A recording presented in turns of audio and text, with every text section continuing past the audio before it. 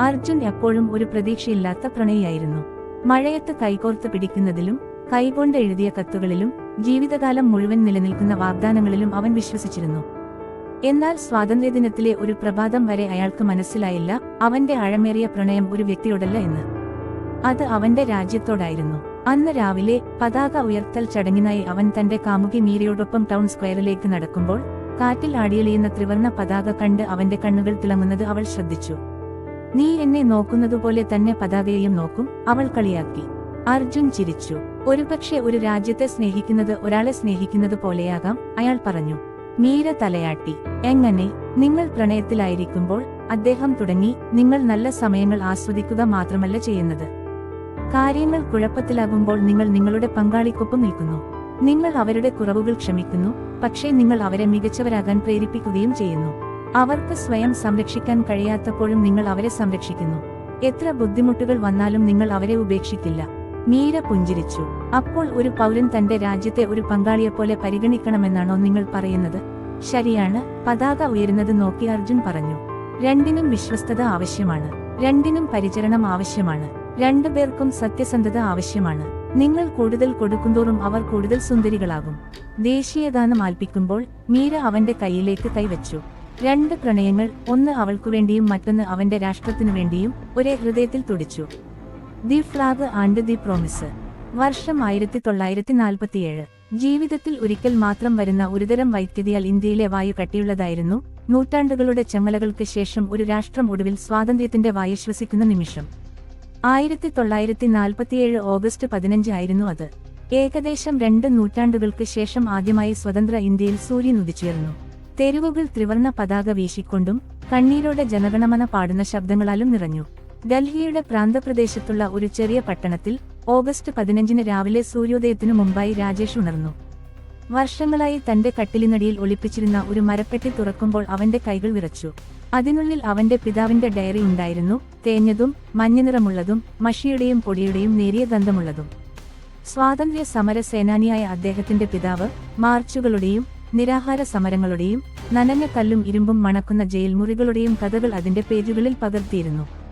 എന്നാൽ ആ പോരാട്ട കഥകൾക്കിടയിൽ ദയയെക്കുറിച്ചുള്ള കുറിപ്പുകളും ഉണ്ടായിരുന്നു. ഹിന്ദുക്കളും മുസ്ലിങ്ങളും സിഖുകാരും ക്രിസ്ത്യാനികളും ഒരു ലക്ഷ്യത്തിൽ എങ്ങനെ തോളോട് തോൾ ചേർന്ന് ഐക്യത്തോടെ നിന്നു എന്നതിന്റെ. സ്വാതന്ത്ര്യത്തിന് ഒരു വർഷം മുമ്പ് രാജേഷിന്റെ അച്ഛൻ ജയിലിൽ വെച്ച് മരിച്ചിരുന്നു. ത്രിവർണ പതാക കാണാൻ അദ്ദേഹം ഒരിക്കലും ജീവിച്ചിരുന്നില്ല. പക്ഷേ അദ്ദേഹം മറ്റെന്തെങ്കിലും അവശേഷിപ്പിച്ചിരുന്നു. വിറക്കുന്ന കൈകളാൽ തന്റെ സെല്ലിലേക്ക് കടത്തിക്കൊണ്ടുവന്ന തുണിക്കഷണങ്ങൾ ഉപയോഗിച്ച് കൈകൊണ്ട് നിർമ്മിച്ച ഒരു ചെറിയ പതാക. അന്ന് രാവിലെ ആഘോഷത്തിന്റെ ഹൃദയഭാഗത്തേക്ക് ആ പതാക തന്നോടൊപ്പം കൊണ്ടുപോകാൻ രാജേഷ് തീരുമാനിച്ചു.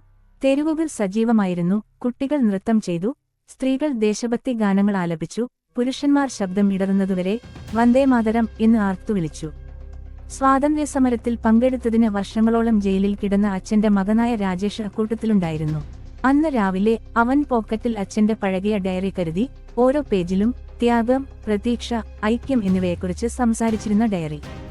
എന്നാൽ സന്തോഷത്തിനിടയിലും രാജേഷ് നിഴലുകൾ കണ്ടു. ഭയത്തിന്റെയും കൈപ്പിന്റെയും മന്ത്രിപ്പുകൾ. വിഭജനം ഒരു കൊടുങ്കാറ്റ് പോലെ വന്നു. വീടുകളെയും സൗഹൃദങ്ങളെയും ഹൃദയങ്ങളെയും കീറിമുറിച്ചു. പിന്നെ അവൻ ആയിഷയെ കണ്ടു. അവന്റെ ബാല്യകാല സുഹൃത്ത്. അവൾ വ്യത്യസ്ത മതത്തിൽ പെട്ടവളായിരുന്നു. വിഭജന കലാപകാലത്ത് ഭയവും സംശയവും അവരുടെ കുടുംബങ്ങളെ വേർപെടുത്തിയിരുന്നു. അവൾ തെരുവിന്റെ മൂലയിൽ ഒറ്റയ്ക്ക് നിന്നു. ആൾക്കൂട്ടത്തെ പരിഭ്രാന്തിയോടെ നോക്കുന്ന കണ്ണുകൾ. സ്കൂൾ പുസ്തകങ്ങൾ പങ്കിട്ടു, മാമ്പഴം മോഷ്ടിച്ചു, ആൽമരച്ചുവട്ടിൽ ചിരിച്ചുകൊണ്ട് അവർ ഒരുമിച്ച് വളർന്നു. പക്ഷേ കലാപം എല്ലാം മാറ്റിമറിച്ചു. കിംവദന്തികൾ പരന്നു. അവരുടെ കുടുംബങ്ങൾ സംസാരിക്കുന്നത് നിർത്തി. അവർക്കിടയിൽ ഒരു അദൃശ്യമായ നിശബ്ദതയുടെ മതിൽ വളർന്നു. മാസങ്ങളായി അവർ പരസ്പരം സംസാരിച്ചിരുന്നില്ല. രാജേഷ് കുറച്ചു നേരം അവിടെ തന്നെ നിന്നു. കാലുകൾ നിലത്തുറച്ചു. ആഘോഷത്തിന്റെ ആരവം പശ്ചാത്തലത്തിലേക്ക് മങ്ങി. ഒടുവിൽ അവൻ അവളുടെ അടുത്തേക്ക് നടന്നു.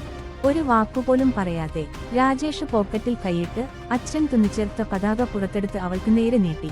"ഇതിനുവേണ്ടിയാണ് എന്റെ അച്ഛൻ പോരാടിയത്," അയാൾ മൃദുവായി പറഞ്ഞു.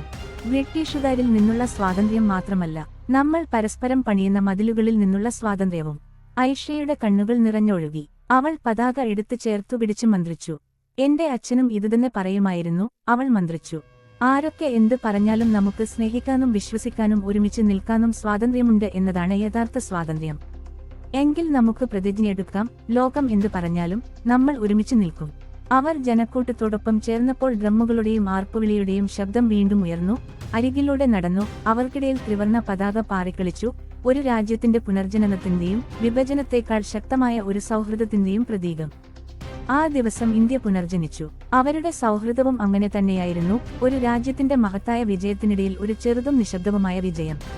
ഒരു രാജ്യത്തെ സ്നേഹിക്കുക എന്നത് ഒരു പങ്കാളിയെ സ്നേഹിക്കുന്നതുപോലെ. നിങ്ങളുടെ രാജ്യത്തെ സ്നേഹിക്കുന്നത് ഒരു വ്യക്തിയെ സ്നേഹിക്കുന്നതിൽ നിന്ന് വളരെ വ്യത്യസ്തമല്ല. നല്ല ദിവസങ്ങൾ ആഘോഷിക്കുക മാത്രമല്ല, കൊടുങ്കാറ്റുകളിൽ പ്രതിബദ്ധത പുലർത്തുക എന്നതാണ്. പ്രണയത്തിലായിരിക്കുമ്പോൾ നിങ്ങൾ നിങ്ങളുടെ പങ്കാളിയുടെ അന്തസ്സ് സംരക്ഷിക്കുകയും അവരുടെ പോരാട്ടങ്ങളിൽ അവരോടൊപ്പം നിൽക്കുകയും ബന്ധം കൂടുതൽ ശക്തമാക്കാൻ പ്രവർത്തിക്കുകയും ചെയ്യുന്നു. അതുപോലെ പൗരന്മാരെന്ന നിലയിൽ നമ്മുടെ രാജ്യത്തോടുള്ള വിശ്വസ്തതയും ബഹുമാനവും അത് വളരാൻ സഹായിക്കുന്നതിനുള്ള ശ്രമവും നമുക്ക് കടപ്പെട്ടിരിക്കുന്നു. പ്രണയം വെറും പൂക്കളും വാക്കുകളുമല്ല, അത് ദൈനംദിന കാരുണ്യ പ്രവൃത്തികൾ, അഭിപ്രായ വ്യത്യാസങ്ങൾ ഉണ്ടാകുമ്പോൾ കാണിക്കുന്ന ക്ഷമ, കണക്കുകൾ നോക്കാതെ ചെയ്യുന്ന ത്യാഗങ്ങൾ എന്നിവയാണ്.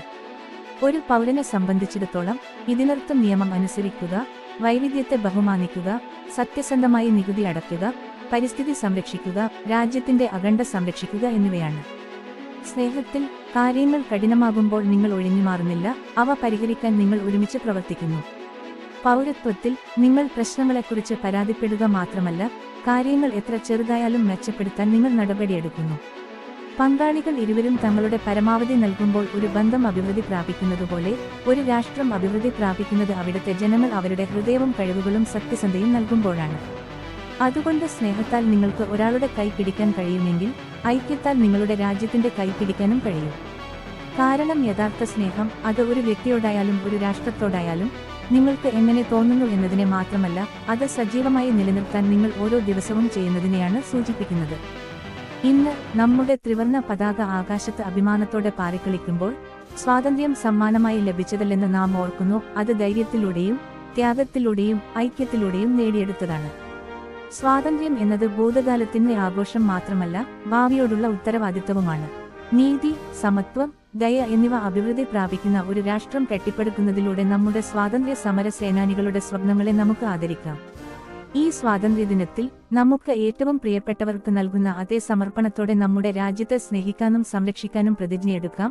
കാരണം യഥാർത്ഥ ദേശസ്നേഹം എല്ലാ ദിവസവും ജീവിക്കുന്നു. പ്രിയപ്പെട്ട സബ്സ്ക്രൈബർമാരെ, ഈ സ്വാതന്ത്ര്യദിനത്തിൽ റൊമാൻസ് ആൻഡ് ലവ് ഗുരു കുടുംബത്തിന്റെ ഭാഗമായതിന് ഞാൻ നിങ്ങൾക്ക് നന്ദി പറയുന്നു. നമ്മുടെ സ്വാതന്ത്ര്യസമര സേനാനികൾ ഒരു വലിയ ലക്ഷ്യത്തിനായി ഒന്നിച്ചതുപോലെ ആശയങ്ങൾ, സന്തോഷം, പോസിറ്റിവിറ്റി എന്നിവ പങ്കിടാൻ നിങ്ങൾ ഇവിടെ ഒന്നിച്ചു. നമുക്ക് സ്വാതന്ത്ര്യത്തിന്റെ ആത്മാവിനെ ആഘോഷിക്കാം. സ്വപ്നം കാണാനും സൃഷ്ടിക്കാനും ഒരുമിച്ച് വളരാനുമുള്ള സ്വാതന്ത്ര്യം. അഭിമാനവും സമാധാനവും സമൃദ്ധിയും നിറഞ്ഞ ഒരു സ്വാതന്ത്ര്യദിനാശംസകൾ നേരുന്നു.